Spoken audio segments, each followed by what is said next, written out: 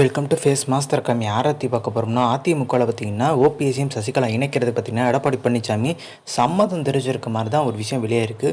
ஓபிஎஸ்க்கு பார்த்தீங்கன்னா நம்மளுக்கு தெரியும் பொருளாளர்னா அவைத்தலைவர் பதவி கொடுத்துடலாம்ன்ற எண்ணத்துக்கு வந்துட்டார்.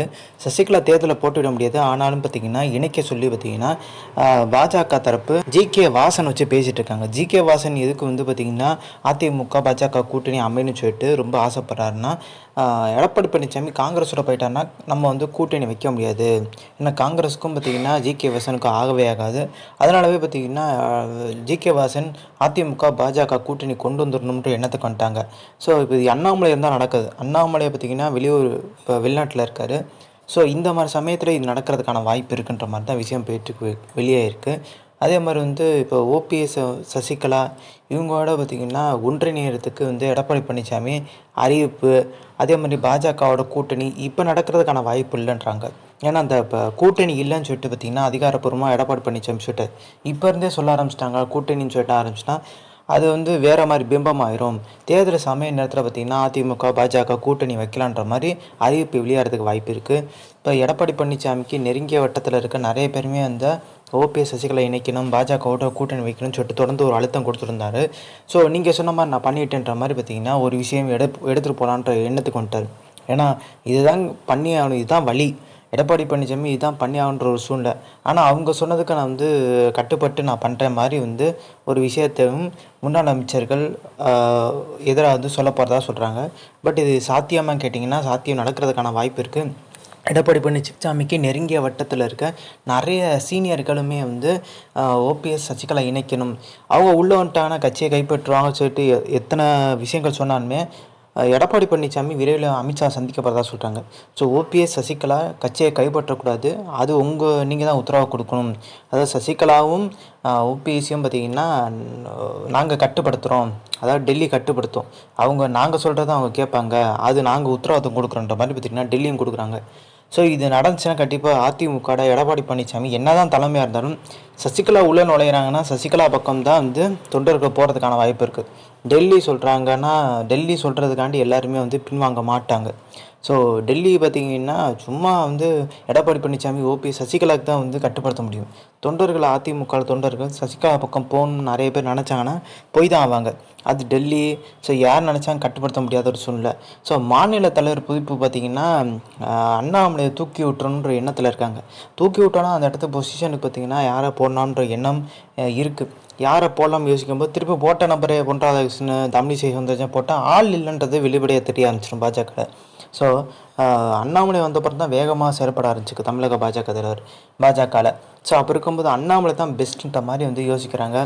ஸோ விரைவில் பார்த்திங்கன்னா அப்படி பாஜக அண்ணாமலையோட பதவிக்கு ஏதாச்சும் முற்றுப்புள்ளி வந்துச்சா கண்டிப்பாக ஒருவேளை அண்ணாமலையே பார்த்திங்கன்னா ஒருவேளை கட்சியை விட்டு வெளியேற சூழ்நிலை உருவாச்சுன்னா அப்படி ஆகிறதுக்கு வாய்ப்பு இல்லை. அப்படி உருவாச்சுன்னா கண்டிப்பாக புதுக்கட்சி ஆரம்பிக்கிறதுக்கு அதிகப்படியான வாய்ப்பு இருக்கதான் சொல்லிட்டாங்க. பட் ஆகாது. அப்படி ஆச்சுன்னா அந்த ஒரு முடிவுலையும் பார்த்திங்கன்னா இருக்கதாகவும் சொல்கிறாங்க. எடப்பாடி பழனிசாமி பார்த்திங்கன்னா ஒரு சில விஷயங்கள் பார்த்திங்கன்னா காய் நகர்த்தி போயிட்டுருக்காரு. ஸோ கொங்கு மண்டலத்தில் பார்த்திங்கன்னா அவரோட ஆதிக்கம் இருக்குது. இப்போ உள்ளாட்சி தேர்தல் வேறு வருது. இந்த உள்ளாட்சி தேர்தலில் பார்த்திங்கன்னா எடப்பாடி பழனிசாமி இன்னுமே கூட்டணி பாஜகவோட வைக்கல. அவங்களோட நோக்கமே 2026 சட்டமன்ற தேர்தல் தான். இப்போ பார்த்திங்கன்னா ஆளுங்கட்சி பவரை காமிப்பாங்கன்ற மாதிரி ஒரு சில காரணங்கள் சொல்லுவார். அதனால தான் விக்கிரவாண்டி இடைத்தேர்தலையும் புறக்கணித்தார். ஸோ அதிமுகலேயே பார்த்திங்கன்னா நிறைய சீனியர்கள் புலம்புற விஷயம் ஓபிஎஸ் சசிகலா உள்ளே வரணும்னு சொல்லிட்டு, அப்படி உள்ளே வந்தால் மட்டும்தான் அந்த மாவட்ட ரீதியாக அமைப்பு ரீதியாக எடப்பாடி பழனிசாமி முடிவு எடுக்கிறார்ல 2 சட்டமன்ற தொகுதிக்கு ஒரு மாவட்ட செயலாளர்னு சொல்லிட்டு, அதெல்லாம் தடுக்கிறதுக்கு பார்த்திங்கன்னா சசிகலா ஓபிஎஸோட தயவு தேவைப்படும். இப்போ ஓபிஎஸ் பார்த்திங்கன்னா அவருக்கு செல்வாக்கே இல்லைன்னு சொல்ல முடியாது. தென் மாவட்டங்களில் கிட்டத்தட்ட 5 இடங்களில் டெபாசிட் காலி. அது பார்த்திங்கன்னா ஓபிஎஸ் பாஜகவோட கூட்டணி வச்சுருந்தா. அப்போ சசிகலா பார்த்திங்கன்னா வெளியே தான் நிற்கிறாங்க. சசிகலா அவங்களுக்கு இப்போ எந்தளவுக்கு இப்போ செல்வாக்கு இருக்குது, எந்தளவுக்கு ஆள் பலம் இருக்குன்னு சொல்லிட்டு இன்னும் தெரியாது. இப்போ அதிமுகன்ற கட்சி எடப்பாடி பழனிசாமிகிட்ட இருக்கான தான் அந்த மதுரை மாநாடு எடப்பாடி நடத்தினார்ல, அதில் பெரிய லெவலில் கும்பலை காமிக்க முடிச்சு. இப்போ திருச்சியிலேருந்து தான் ஓபிஎஸ் கும்பலை காமிச்சார்.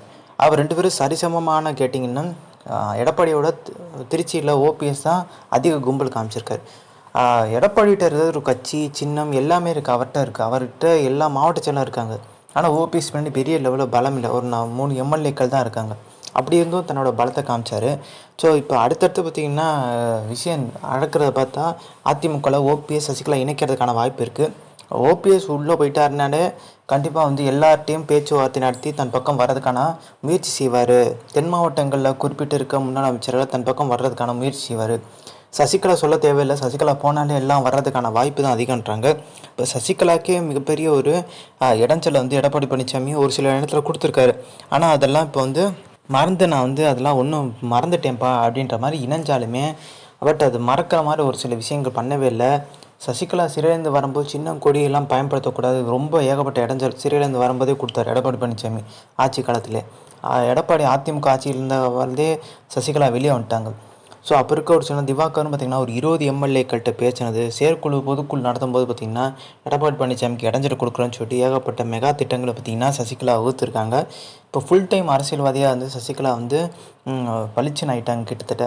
அதனால தான் திவாகரே பார்த்திங்கன்னா சசிகலா வீட்டில் இருந்தே வந்து போயஸ் கார்டில் இருந்தே பார்த்திங்கன்னா ஒரு சில கணக்குகள் போட்டுட்ருக்கதா சொல்கிறாங்க. என்னென்ன பிளான் பண்ணலாம், என்னென்ன பண்ணால் யாரை தூக்கலாம் பார்த்திங்கன்னா அதிமுக நம்ம கையில் வரும்னு சொல்லிட்டு. ஸோ அதிமுக பார்த்திங்கன்னா சசிகலா கையில் போகிறதுக்கு அதிகப்படியான வாய்ப்பு இருக்குது. என்ன தான் டெல்லி வாக்குறுதி எடப்பாடி பழனிசாமி கொடுத்தாலுமே அது நடக்கிறதுக்கான வாய்ப்பு இல்லை. ஏன்னா சசிகலா தான் பார்த்திங்கன்னா எல்லாருக்குமே இன்றைக்கி எம்எல்ஏ பதவி, நிற்கிறதுக்கு சீட்டு, அதே மாதிரி பார்த்திங்கன்னா அமைச்சரானதுக்கு முக்கியமான காரணம் சசிகலாவில் தான். அப்படி இருக்கும்போது சசிகலா பக்கம் போகிறது தான் அதிகப்படியான வாய்ப்பு இருக்குது. எடப்பாடி பழனிசாமிகிட்ட பலமே சின்னம் கொடி தான். அந்த சின்னம் கொடியை வச்சே பார்த்திங்கன்னா பெரிய லெவலில் மிகப்பெரிய தோல்வி.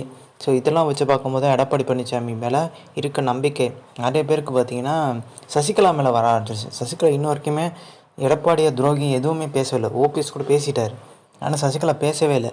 ஸோ இதெல்லாம் காய் நகர்த்தி பார்க்கும்போது பார்த்திங்கன்னா சசிகலா வந்தால் எடப்பாடி காலனின்றது தெளிவாக தெரியுது. எடப்பாடி பழனிசாமி இணைக்க மாட்டேன் சொன்னாலுமே சாதாரண நிர்வாகி நான் வரேன்ற மாதிரி ஒரு விஷயத்தையும் சொல்லிகிட்டே போகிறாங்க. நானும் என் சகோதரர் திவாகர்ட்டும் இணைகிறோன்ற மாதிரி.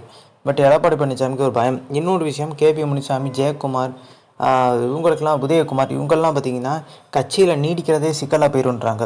அதே மாதிரி ஓபிஎஸ் கட்சிக்குள்ளே வந்தார்னா உதயகுமார் கட்சியில் நீடிக்கிறதே தென் மாவட்டத்தில் நீடிக்கிறதே சிக்கலாக போயிடுன்ற மாதிரி ஒரு விஷயம் வெளியே இருக்குது. ஸோ இப்போ உதயகுமார் பார்த்திங்கன்னா என்ன பண்ண போகிறாருன்னா ஒருவேளை வந்து ஓபிஎஸ் தலைமையை திருப்பியும் தென் மாவட்டம்குள்ளே வரும்போது உதயகுமார் வந்து வேறு கட்சி மாறுறத தவிர்த்து ஒரு வாய்ப்பே இல்லாத ஒரு சூழ்நிலை உருவாயிருன்றாங்க. கிட்டத்தட்ட பார்த்திங்கன்னா இப்போ திராவிட கட்சிக்குள் போகிறதுக்கான வாய்ப்பு இருக்குது அப்படின்ற ஒரு சூழ்நிலை உருவாயிரும். இப்போ நைனா நாகேந்திரனுக்கும் சசிகலாவுக்குமே ஆகாது பெரிய லெவலில். ஸோ அதனால தான் சசிகலாவில் தான் பார்த்திங்கன்னா பாஜக போனார். திருப்பி அதிமுக வந்துடும் எண்ணம் வரும்போது இப்போ திருப்பி சசிகலா இணைஞ்சிட்டான்னா சிக்கலா போயிடும்ன்ற மாதிரி யோசிக்கிறார். அதனால தான் பார்த்திங்கன்னா யாருமே எந்த ஒரு விஷயம் பண்ணாமலே அந்த கட்சியிலே இருக்கதான் சொல்கிறாங்க.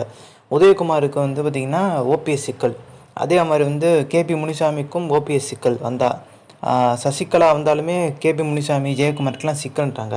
சிவி சாமியுமே பார்த்திங்கன்னா ஓபிஎஸ் சசிகலாவை அக்செப்ட் பண்ணிட்டு தான் சொல்கிறாங்க. ஸோ இந்த இன்ஃபர்மேஷன் பிடிச்சா லைக், ஷேர், சப்ஸ்கிரைப். தேங்க்ஸ்.